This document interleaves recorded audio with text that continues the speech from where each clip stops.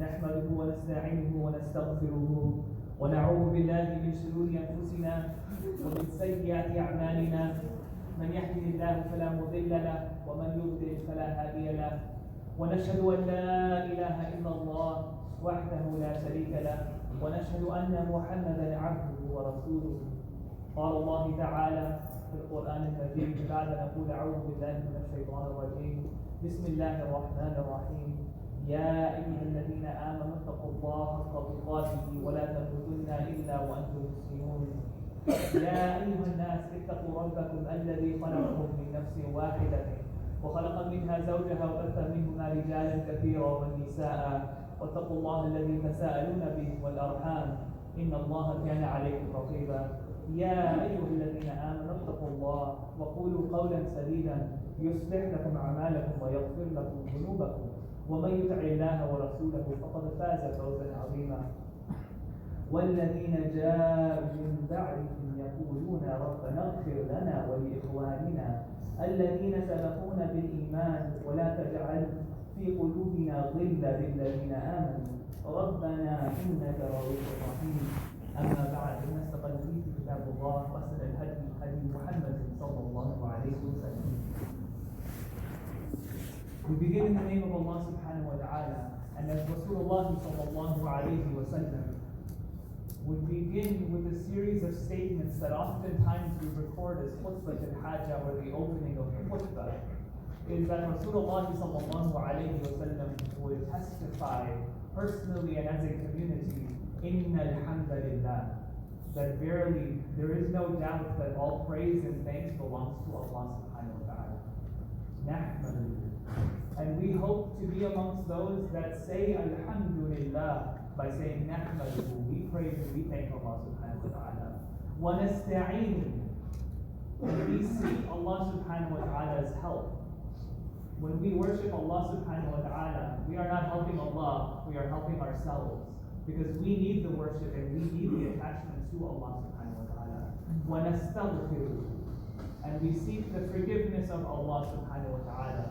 Because we testify that even as we are obeying Allah subhanahu wa ta'ala, that we are not perfect people, that we need the forgiveness of Allah subhanahu wa ta'ala.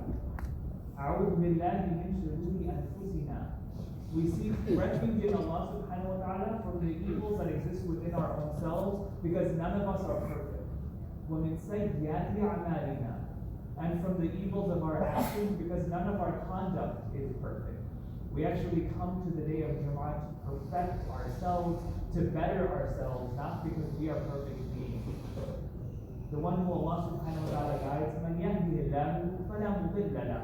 There is no misguidance for that person. +1 732 756 9714. Turns away from the guidance of Allah subhanahu wa ta'ala. وَمَنْ يُضْلِلْ فَلَا هَادِيَ لَهُ. That there is no guidance for that person, and we hope to stay away from that. Then do we testify and we say, أشهد أن لا إله إلا الله وأشهد أن محمدا عبده ورسوله. That we bear witness that there is no one worthy of our absolute attention, of our absolute obedience, of our absolute love other than Allah subhanahu wa ta'ala, and that Allah subhanahu wa ta'ala was not just a Lord who created, but a Lord who also sent us the perfect messenger in the form of Rasulullah sallallahu alayhi wa sallam.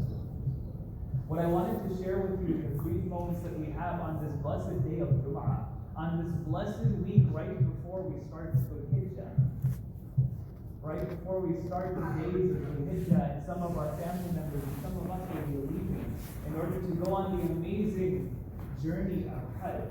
There's actually a few ayat that occur in Surah Al-Hashr in which Allah subhanahu wa ta'ala actually shares about three groups of people.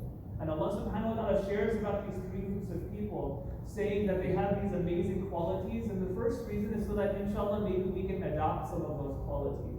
The second is actually that third group that Allah subhanahu wa ta'ala talks about is actually, as the scholars have understood, it could be talking about us. So what do we do to enter into that category that Allah subhanahu wa ta'ala praises? And the reason I chose to use this topic for this week is actually, as we approach the month of Hajj, one of the purposes of the month of Hajj is actually supposed to be for us to purify ourselves. Yes, it's an amazing journey for those that are going, but it's also supposed to be an amazing moment of tazkiyah, of growth, for those of us who are not going.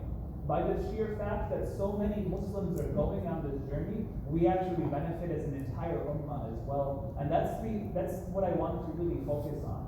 And in these ayat, Allah subhanahu wa ta'ala actually begins this conversation in Surah Al-Hashr, giving guidance to the community of Rasulullah sallallahu alayhi wa sallam. And the moment that this guidance came was actually a very difficult time for the community of the Prophet sallallahu alayhi wa sallam. It was actually right after the Battle of Khutbah. And I'm not going to go too much into the background, but for us to just understand on the surface, the Battle of Khutbah, or the third major battle that took place in the life of our Messenger sallallahu alayhi wa sallam, was actually unlike any of the other battles he had faced, because it was literally a fight for his community's survival.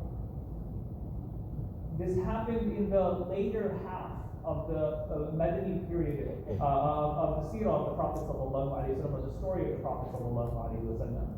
As a brief overview, Rasulullah sallallahu alaihi wasallam began his call to Allah subhanahu wa ta'ala in Mecca, but after 13 years of preaching in Mecca, after 13 years of calling people to Allah subhanahu wa ta'ala and trying to correct that society, he was forced out of Mecca, and Allah subhanahu wa ta'ala opened the door for Rasulullah sallallahu alayhi wa sallam to enter into Yathrib, to enter into the city of Medina. And it was renamed, they welcomed him with open arms, it was renamed the city of the Prophet sallallahu alayhi wa sallam, Medina al-Nabi. And while in Medina, two battles have already taken place before these ayat come down. Actually, all three have. But the first battle was Badr, that most of us are familiar with, in which with the help of Allah subhanahu wa ta'ala, you had a very small group of Muslims on a battlefield being able to show dominance over a much larger army.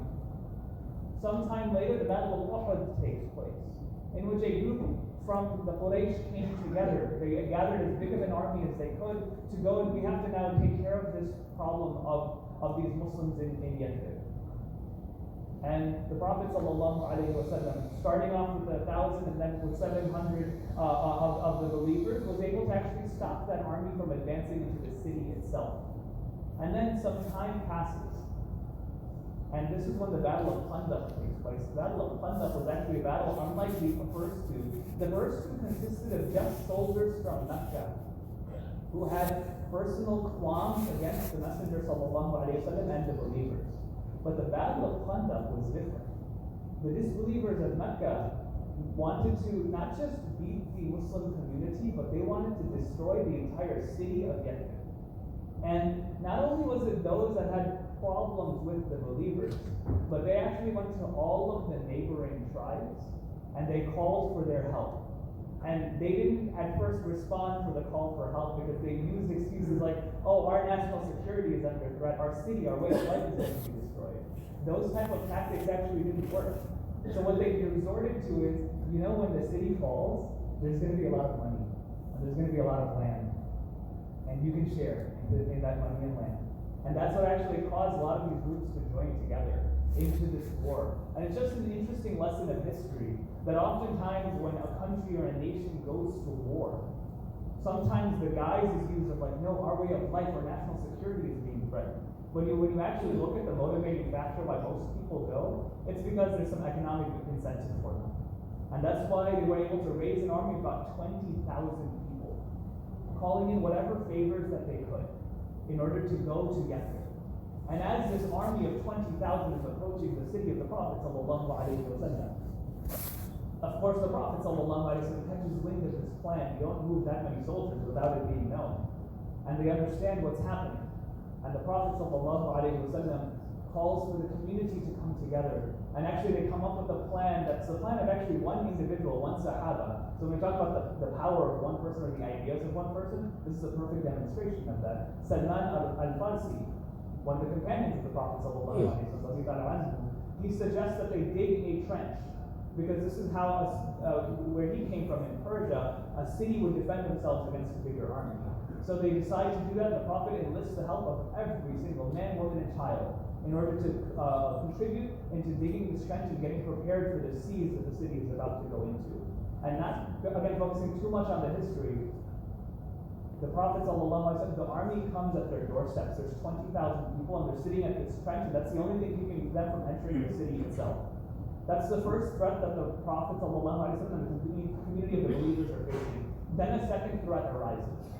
A second threat arises in that the Prophet ﷺ, when he got to Medina, when he got to Yathrib, he made treaties with all of the surrounding tribes and all of the tribes of Yathrib, the Muslims and the non-Muslims amongst them, saying that if one of us is attacked, all of us will come to each other's defense because we are in this together.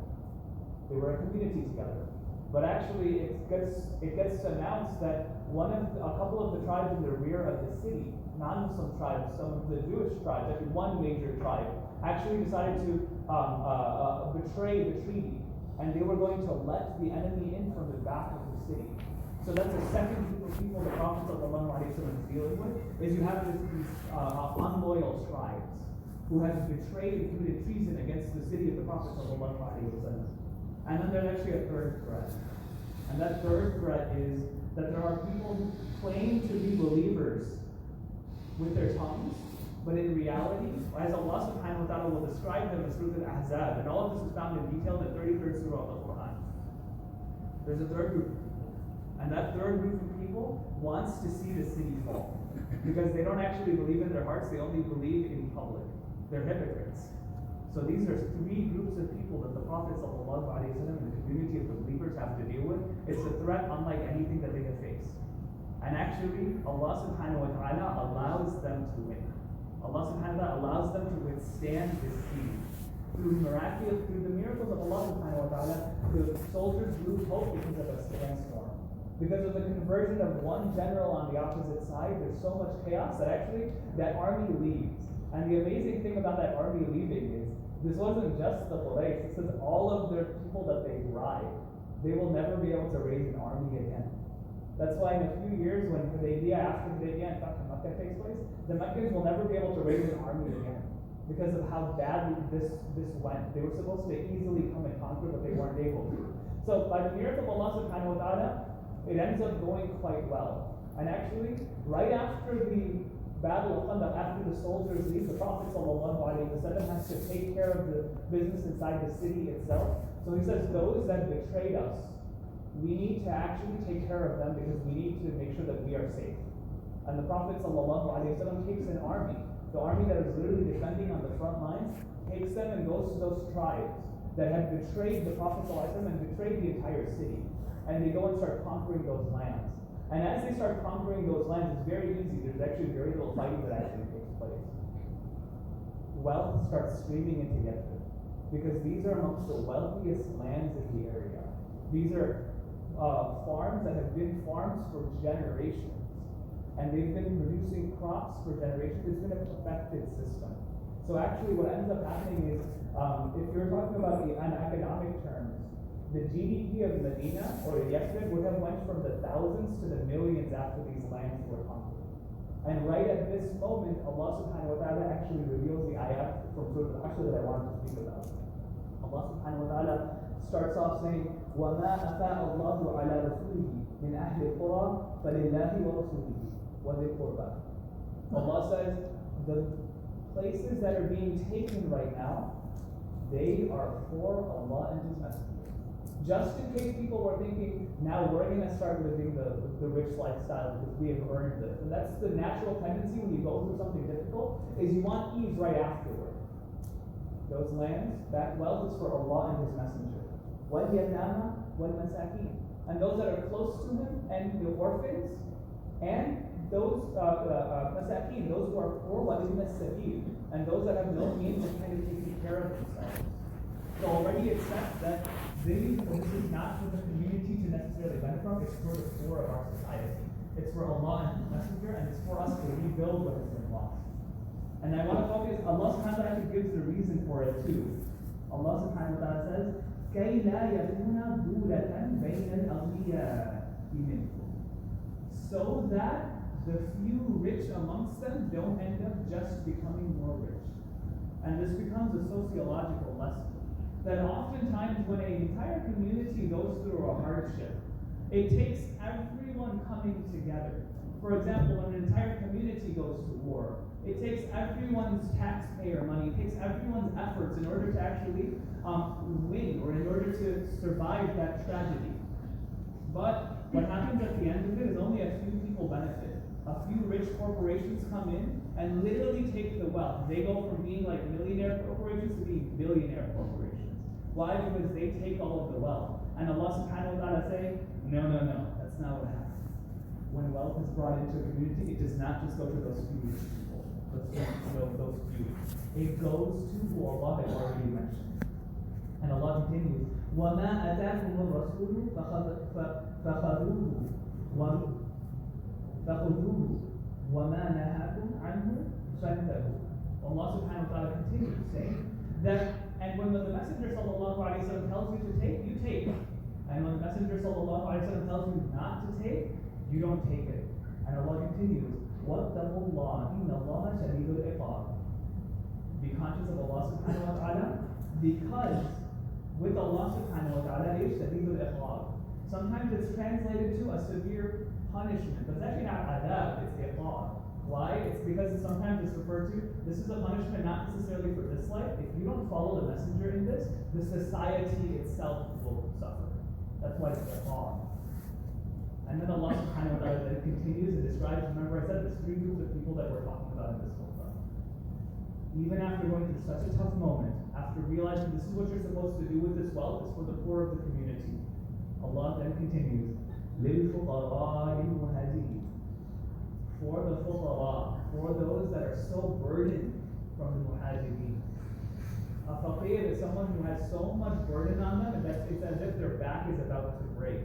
And Allah subhanahu wa ta'ala first said, the muhajirin, that first group of people, these are people who made hijrah for Allah subhanahu wa ta'ala, that first they get praise from Allah subhanahu wa ta'ala. الَّذِينَ أُخْرِجُوا مِنْ دِيَارِهِمْ وَأَمْوَالِهِمْ.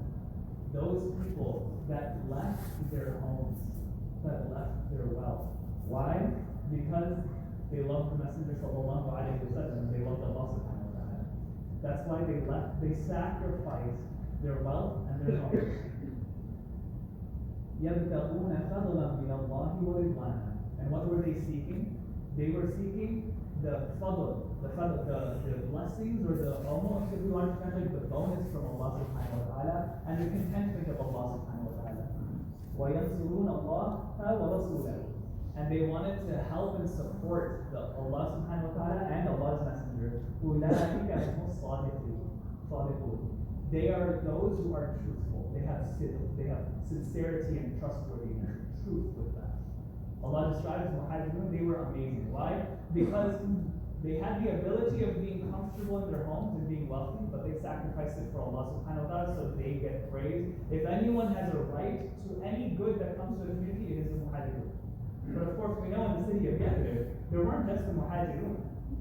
There were another group of people, the Ansar, who were probably listening to this being like, okay, they got an ayah about them, what about us?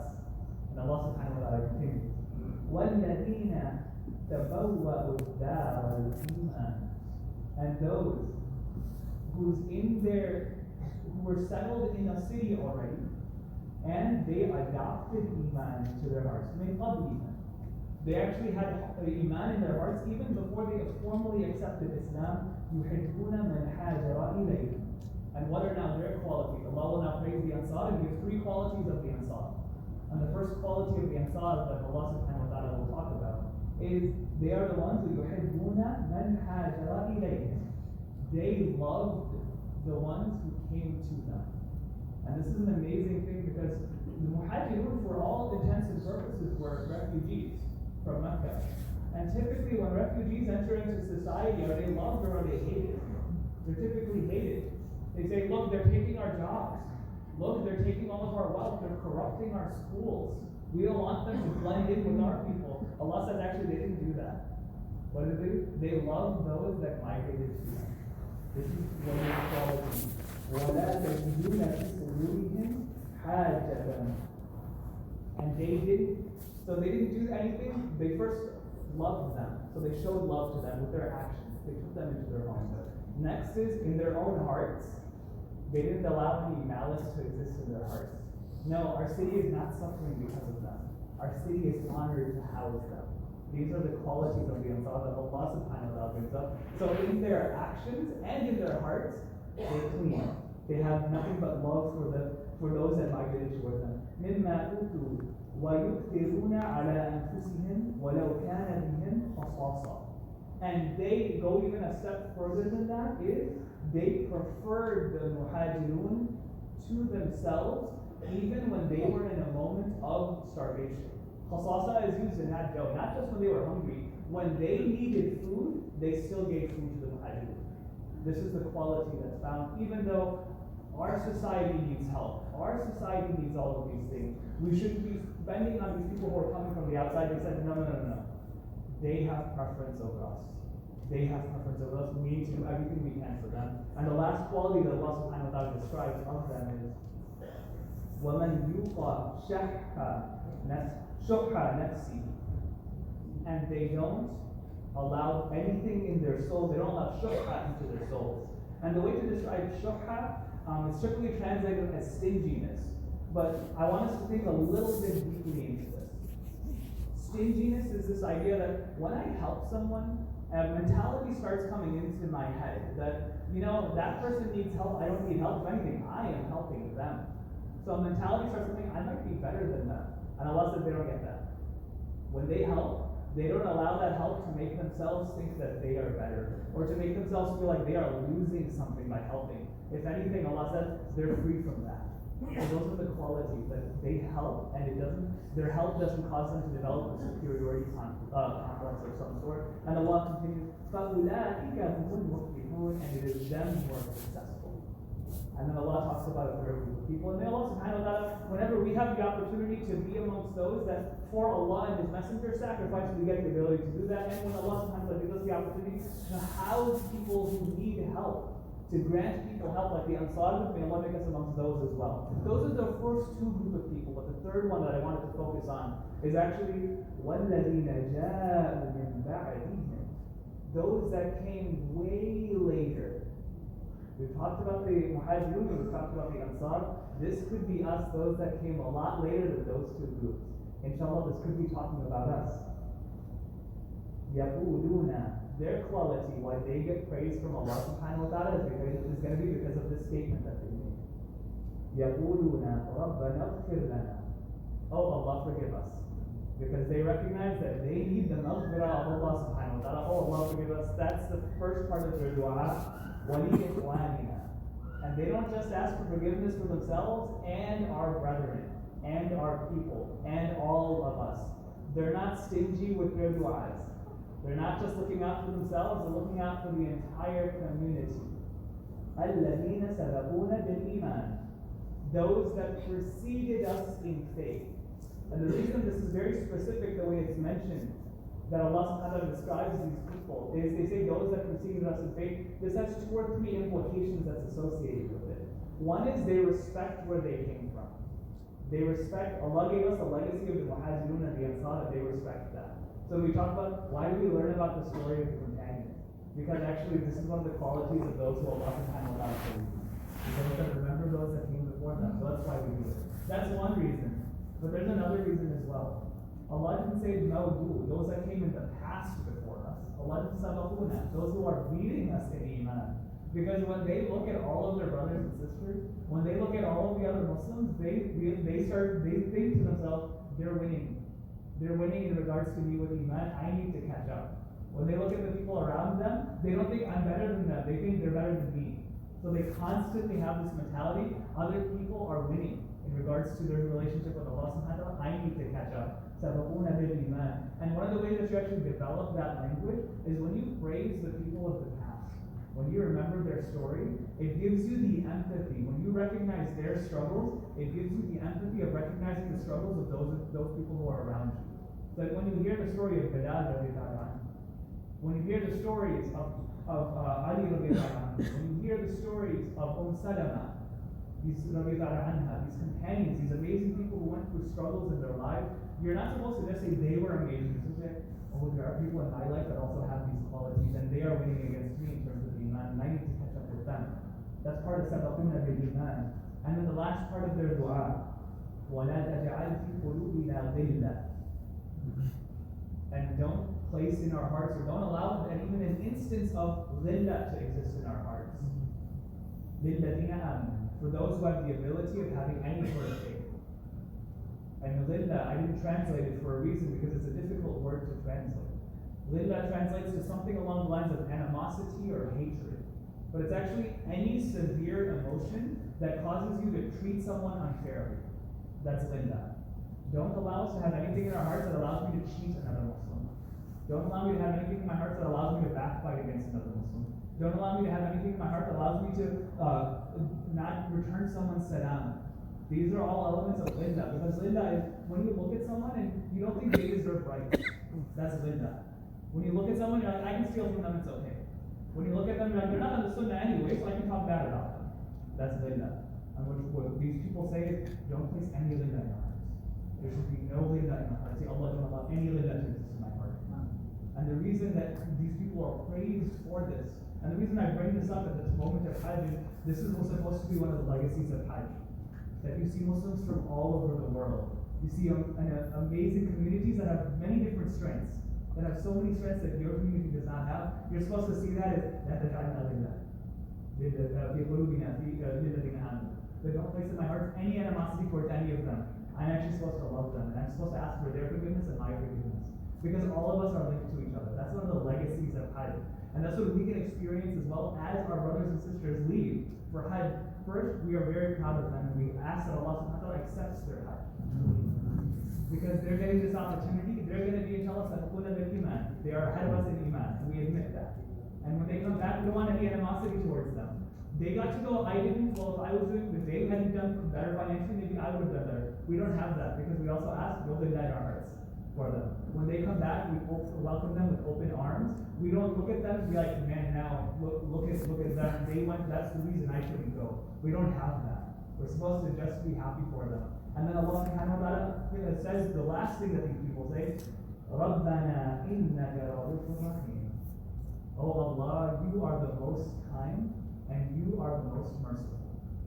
And the reason one of the reasons that Allah subhanahu wa ta'ala will end with this, and this is what some of the scholars say, anytime Allah talks about two attributes that exist at the end of a dua or an ayah or a command, it's actually because those are two attributes that we need to get in order to fully understand that command. What I mean by that is Allah starts off with Ra'uf. One of the names of Allah subhanahu wa ta'ala is Ar-Ra'uf. Ar-Ra'uf is an interesting, most of us translate it as the most kind, but it's a kindness that comes from something very specific. It's a kindness that comes from understanding. Sometimes you tell someone about your struggle and they don't get it. You give them a whole story. Your classes are so difficult, your kids are giving you problems, your parents are sick, and they just listen and be like, yeah, it's okay. We all live with it. And that doesn't do anything for you. But then there's someone else who hears all of that and actually listens to you. And the fact that they understand it makes you feel better about yourself. If someone understands what I'm going through, that's a lot of that. Allah subhanahu wa ta'ala is Ar-Ra'uf. Allah is kind because Allah understands your situation. And when we say, Innaka Ra'ufur Rahim, we're also saying, you are the most kind, but ya Allah, give me some rahmah. I need some rahmah in order to have no ghillah in my heart. I need some rahmah in order to ask for forgiveness for myself and those around us as well. And Al-Rahim, and I need rahmah. I need rahmah from you, ya Allah subhanahu wa ta'ala. So that's why I say you are the provider of all rahmah. May Allah subhanahu wa ta'ala allow us to be amongst those that can make this dua properly, that constantly ask for forgiveness for ourselves, for those who are around us, and allow us to be amongst those that have no ghillah in our hearts for anyone who has the possibility of having iman within their hearts. May Allah subhanahu wa ta'ala keep us amongst those who constantly remember Allah through our tongues, constantly characterize the worship of Allah subhanahu wa ta'ala with our actions, and constantly have the characteristics of those who are guided by Allah subhanahu wa ta'ala in our hearts. أقول قولي هذا وأستغفر الله لي ولكم ولسائر المسلمين فاستغفروه إنه هو الغفور الرحيم.